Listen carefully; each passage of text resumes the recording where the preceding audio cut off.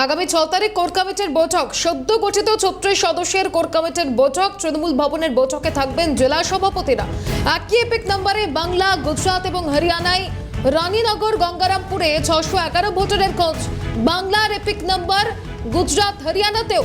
Netaji indoor থেকে 15 দিনের মধ্যে রিপোর্ট দেওয়ার নির্দেশ দিয়েছিলেন মুখ্যমন্ত্রী মমতা বন্দ্যোপাধ্যায়। এবার কোর কমিটির বৈঠক। বিস্তারিত জানবো, খালিদ জামাল রয়েছেন টেলিফোন লাইনে। খালিদ, দেখো, তৃণমূল মমতা বন্দ্যোপাধ্যায় নেতাজি ইন্ডোর স্টেডিয়াম থেকে যে নির্দেশ দিয়েছিল, সেই নির্দেশ মতো কিন্তু ইতিমধ্যে সমস্ত জেলা এবং সমস্ত বিধানসভা কেন্দ্রে যারা রয়েছেন তারা কিন্তু ইতিমধ্যে আমরা দেখছি যে ভোটার অভিযানে নেমেছেন। আমরা দেখেছি যে মেয়র ফেরহাদ হাকিম তিনি নিজের ওয়ার্ডে কিন্তু ঘুরেছিলেন।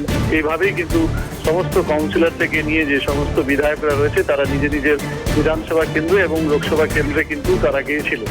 এখনো তাদের অভিযান বিভিন্ন জেলার ক্ষেত্রে চলছে, কিন্তু যেটা দেখা যাচ্ছে যে এই যে সমস্ত রিপোর্ট যেটা প্রত্যেকটা ওয়ার্ড থেকে বা প্রত্যেকটা বিধানসভা থেকে আসছে, সেটা কিন্তু একত্রিত করে সেটা একটা রিপোর্টে আকারে, যেহেতু মুখ্যমন্ত্রী বলেছিলেন যে 15 দিনের মধ্যে দিতে হবে, সেই কারণে প্রত্যেকটা যেখান থেকে যারা এই ধরনের সন্ধান পাচ্ছেন তারা কিন্তু সেই রিপোর্টটা ইতিমধ্যে জমা করছেন।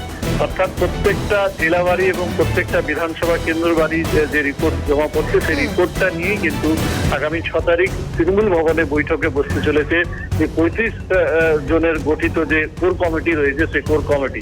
এবং এই কোর কমিটি সমস্ত যে তালিকা, সেই তালিকা মিলিয়ে তারা কিন্তু সেই রিপোর্টটা বিভিন্নভাবে একত্রিত করবে এবং একত্রিত করে সেই রিপোর্টটা তৈরি করার যে প্রাথমিক কাজ, সেই কাজটা শুরু হবে এবং তারপরেই কিন্তু 15 দিনের মধ্যে এই রিপোর্ট মুখ্যমন্ত্রী মমতা বন্দ্যোপাধ্যায়ের হাতে দিয়ে দেবে এই কোর কমিটি।